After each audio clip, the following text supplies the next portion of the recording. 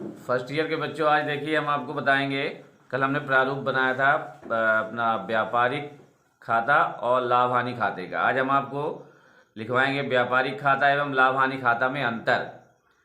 तो 3 कॉलम बनाएंगे इसमें। अंतर का आधार, व्यापारिक खाता और लाभ हानि खाता। तो इसमें पहला है, अंतर के आधार में लिखेंगे रहतिये का लेखा, मतलब स्कंध का लेखा। रहतिया यानी स्कंध, स्टॉक। तो पहला है रहतिये का लेखा।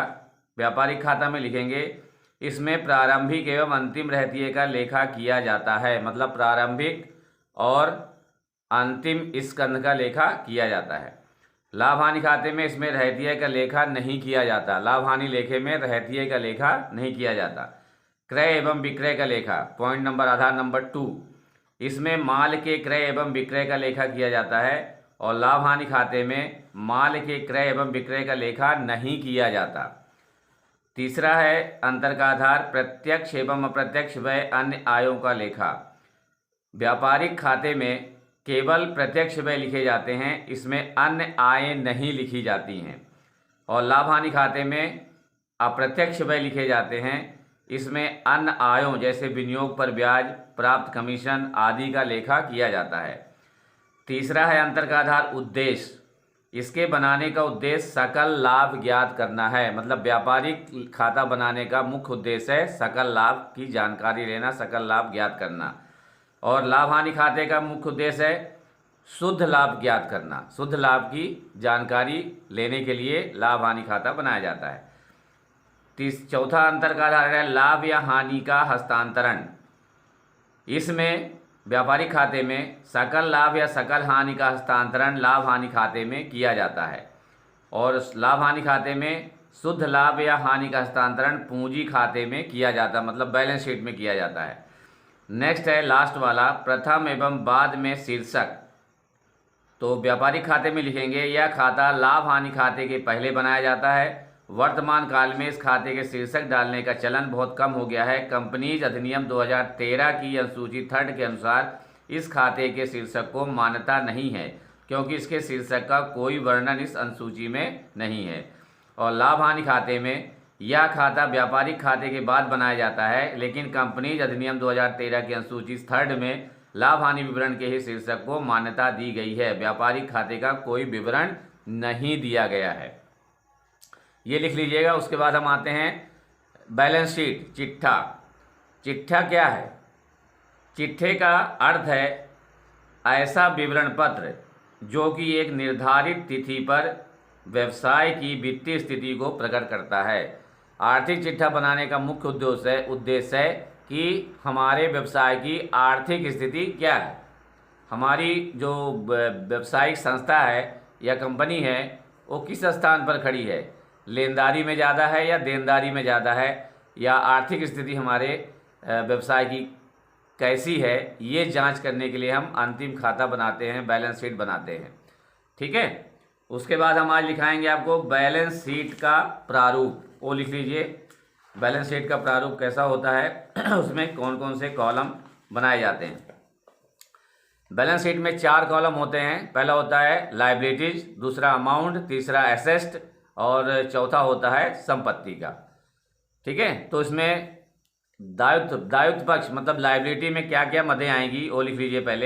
पहला आएगा बैंक अधिविकर्ष, दूसरा आएगा देय बिल, तीसरा व्यापारिक लेनदार, ऋण लेनदार, आदत्य व्यय, दीर्घकालीन ऋण, पेशगी प्राप्त आय, संचय तथा निधियां, पूंजी अगर शुद्ध लाभ लाभालाभ लेखे से है तो शुद्ध लाभ को जोड़ा जाएगा, आहरण को घटाया जाएगा। आहरण का मतलब आप समझते ही हैं, जो व्यवसायी अपने निजी प्रयोग के लिए कोई व्यवसाय से पैसे लेता है तो उसे आहरण माना जाता है, आहरण बोला जाता है। ठीक है। तो वो इसमें दायित्व पक्ष में माइनस होगा। अब संपत्तियों के कॉलम में हम क्या क्या लिखेंगे देखिए। पहले लिखेंगे रोकड़ नगद, बैंक में रोकड़, मांग पर देय राशि, विनियोग, देनदार, प्राप्त बिल, रहतिया, स्टोर्स। रहतिया कौन सी? अंतिम स्कंद है ना, क्लोजिंग स्टॉक। स्टोर्स वो भी अंतिम वाला। फर्नीचर, नमूने तथा पेटेंट, एकाधिकार, जीवित रहतिया, स्वायत्त संपत्ति, विनियोग, मोटर गाड़ियां, प्लांट व मशीन, भूमि व भवन, ख्याति, उपार्जित आय, पूर्वदत्त व्यय। ये सारी चीज़ें जो भी हमने बताया है वो संपत्ति पक्ष में आएगी बैलेंस शीट में। और जो पहले बताया इसके वो आएगी दायित्व पक्ष में बैलेंस शीट में। तो ये आप लोग थोड़ा ध्यान दीजिएगा। अब हम बताते हैं समायोजन के लेखे व्यापारिक एवं लाभ हानि खाते तथा चिट्ठे में कैसे एंट्री की जाती है, कैसे खतौनी की जाती है, कैसे खतियाना की जाता है, कैसे एंट्री करते हैं वो आप देख लीजिए। पहला हमारा आता है ह्रास, अवक्षण, डिप्रिसिएशन। ठीक है, लाभ हानि खाते के डेबिट पक्ष में जाएगा, चिट्ठे के संपत्ति पक्ष की ओर संबंधित संपत्ति में से घटाया जाएगा। ठीक है, ये ह्रास की समायोजन की एंट्री है। अशोध एवं संदिग्ध ऋण दूसरा है ये, पहला लाभ हानि खाते के डेबिट में और दूसरा चिट्ठे में देनदारों की राशि में से घटाया जाएगा। आप एक चीज़ नोट कर लीजिए, जितने भी सवाल के नीचे समायोजन दिए रहते हैं उनकी हमेशा 2 एंट्री होती हैं। 2 एंट्री हमें करना है, एक लाभ हानि खाते में जाएगी अगर संबंधित व्यापारिक लेखा से संबंधित है कोई क्रय पर, उत्पादन पर, तो व्यापारिक खाते में जाएगी।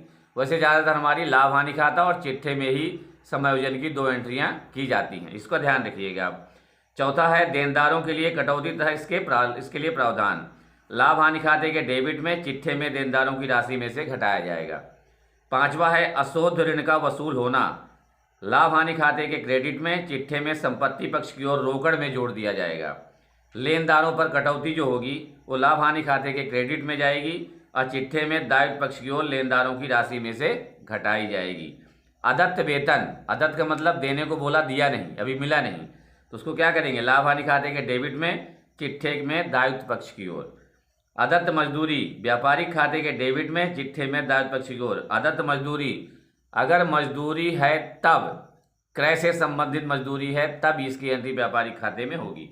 अन्य अदत्त व्यय, व्यापारी के लाभ हानि खाते के डेबिट में संबंधित व्यय में जोड़ना है और चिट्ठे में दायित्व पक्ष की ओर लिखना है। नेक्स्ट है पूर्वदत्त व्यय, व्यापार पूर्वदत्त व्यय का मतलब है पहले दे दिया, खर्चा पहले दे दिया, इसकी एंट्री होगी समायोजन की, व्यापारी के लाभ हानि खाते के डेबिट में संबंधित व्यय में से घटाना है, चिट्ठे में संपत्ति पक्ष की ओर लिखना है। उपार्जित आय, उपार्जित आय है लाभ हानि खाते के क्रेडिट में, चिट्ठे में संपत्ति पक्ष की ओर लिखी जाती है। बस आज के लिए इतना ही, इसके बाद हम कल आपको इसके आगे की जो पॉइंट्स हैं समायोजन के वो बताएंगे।